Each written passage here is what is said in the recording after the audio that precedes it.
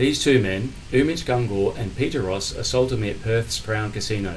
The assault was recorded on CCTV. However, casino staff lied, and with the help of police, they have been allowed to get away with it. Their sworn statements bear no resemblance to what actually happened. Please pause to read the statements. They are the legal statements used in court. Ross claimed I continued to be argumentative and aggressive as I walked out. He claims I entered Ross's personal space. Gungor spoke to me at the door and I confirmed I wouldn't leave. They restrained me in a passive escort. Umit Gungor states, we asked them all to leave. They were all yelling and shouting.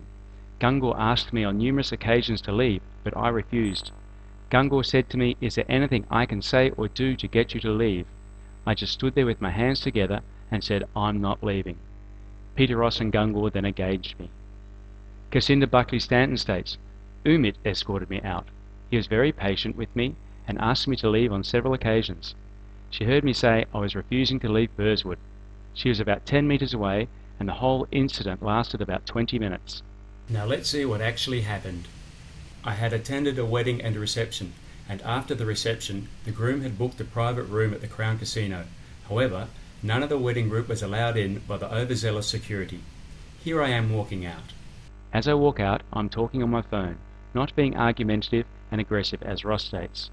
You'd expect from the statements that there would be a group of 4 people, myself, Umit Gungor, Peter Ross and Cassinda Buckley Stanton standing at the door while I was arguing and shouting, while Gungor, Ross and Buckley Stanton stood by calmly.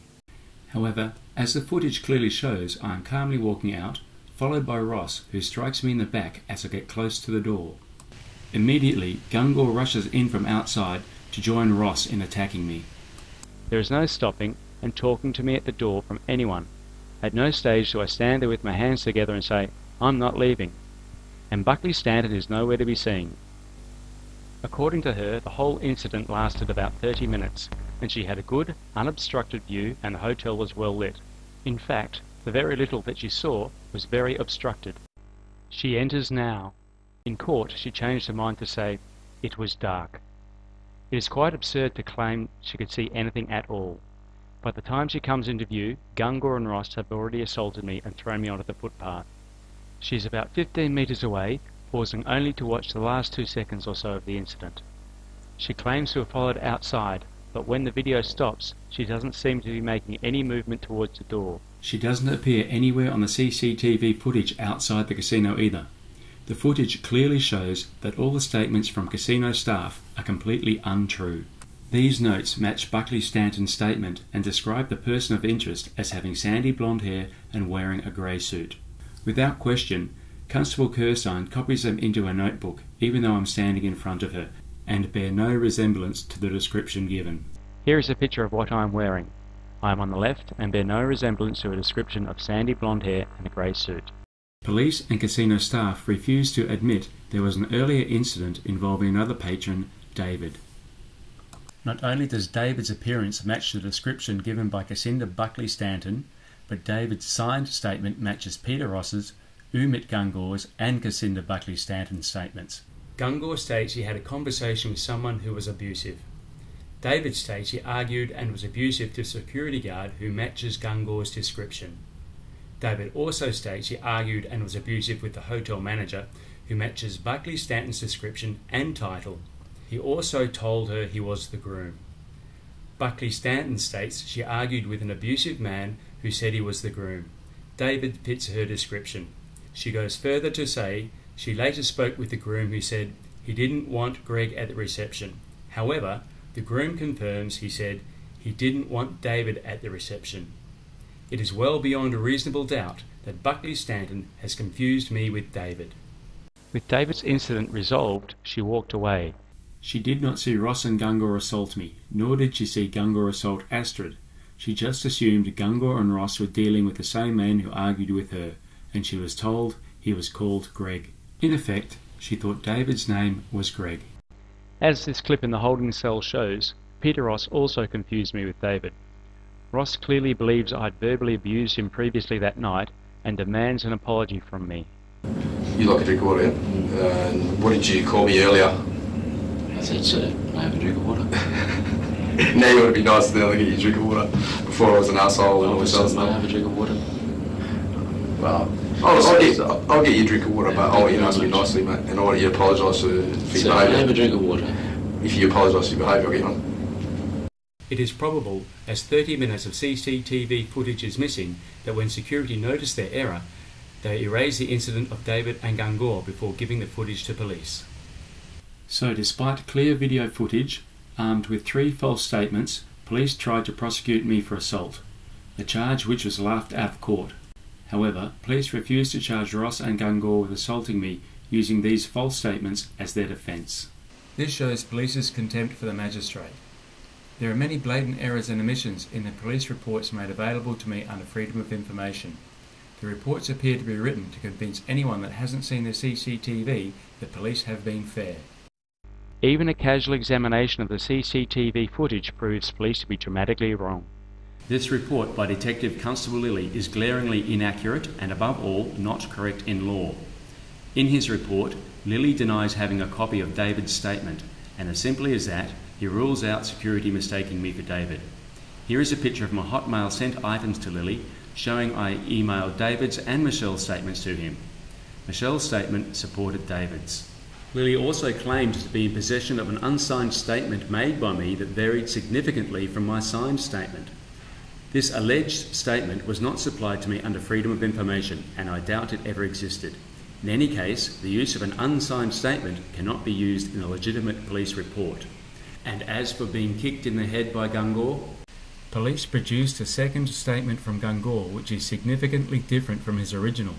It is backdated to several months before his original statement, presumably to correlate better with police reports. Lilly makes some comments which are obviously untrue. He makes reference to Ross walking beside me and escorting me out. However, I was never asked to leave the casino, and it was established in court that I was not being escorted out. CCTV clearly shows Ross behind me and several metres away. It's absolutely clear I'm on the telephone and at no stage talk to Ross. Ross is in fact several metres away from me. Approaching the exit, I can see Gangor outside. I look to my left and see another door. I walk towards it to avoid Gangor, who has already been aggressive. I don't look or talk to Ross or enter his space. Lilly says Gangor is justified to assault me due to my aggressive reaction to Ross striking me. Where is the aggression? Clearly, I react calmly, and Ross and Gangor are not justified. I am backing away from Ross, who aggressively comes towards me before Gangor grabs me from behind. But police reports say I aggressively came towards Ross and grappled with him. It is worth looking at the actual sequence of events, as Lilly repeatedly makes mention of Gangor performing a citizen's arrest of me, and therefore security guards can use all force deemed necessary. However, the CCTV doesn't show Gangor performing a citizen's arrest at any stage, and in his second backdated statement, Gangor removes all reference to the alleged citizen's arrest. Here are the facts in the correct order. Ross strikes me. Gangor assists Ross and they throw me to the ground. Ross and Gangor throw me on the pavement. Astrid films Ross and Gangor assaulting me. Gangor assaults Astrid, destroying her camera. I defend Astrid. Gangor trips me. The CCTV evidence of this was deleted by security. And then the rest of the security guards join in assaulting me. It is outrageous to suggest that after I have been assaulted many times by both Ross and Gangor, to which I made no aggressive reaction, that when Gangor assaulted Astrid, my defence of a woman is grounds for citizen's arrest. My defence of Astrid has already been found legal in a Perth court.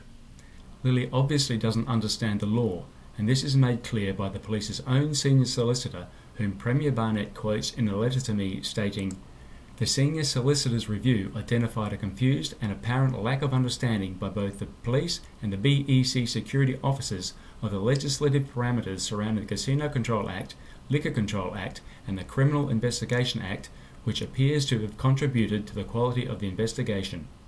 Lilly also covers up the further assault of me as guards try to remove me to a padded cell. As I have not broken the law, I am not under citizen's arrest, even if they think I am. These men have no legal right to even touch me. This security guard's hand was always on my throat and obviously didn't slip from my chest, choking me. And there is no sensible excuse for him to lift me off the ground by my throat. To take me where these violent security guards can do as they wish is hardly a safer environment. As already seen, police have no problem with security editing the CCTV to suit themselves. What is crucial is that I'm calmly walking out and have not been asked to leave. I'm not threatening or being loud and obnoxious. At no stage do I fight back against Ross and Gungor. Clearly, as Ross is the instigator of the violence, he has to prove that he has the right to touch me. However, mistaken identity is no defence for security guards to break the law. Security guards thought I was David and therefore thought they had asked me to leave.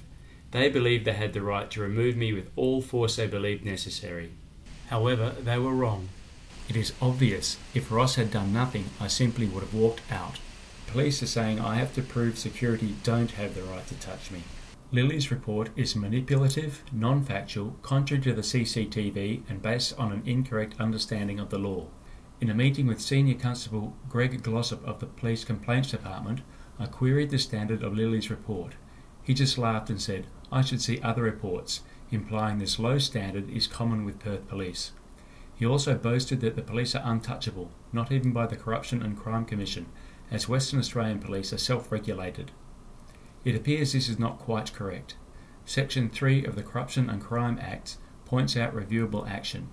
It appears that Lily's report is reviewable on all points. The Parliamentary Inspector to the CCC commented, It appears to me that Section 26 is not applicable in your case. In addition, I cannot see that any provision in the Criminal Investigation Act 2006 would be likely to provide Messrs Ross and Gungor with the defence to a charge of assaulting you.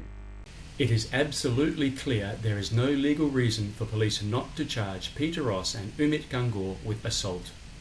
However, the CCC are yet to act. Police and casino staff tried to convict a clearly innocent man, but when I was found not guilty, police refused to arrest the security staff involved, despite clear evidence against them. Police chose to prosecute me for whatever reason. Maybe they had friends working at the casino. All police attending that evening admitted to previously knowing the security guards involved. Outrageously, police treat security as a quasi-police force.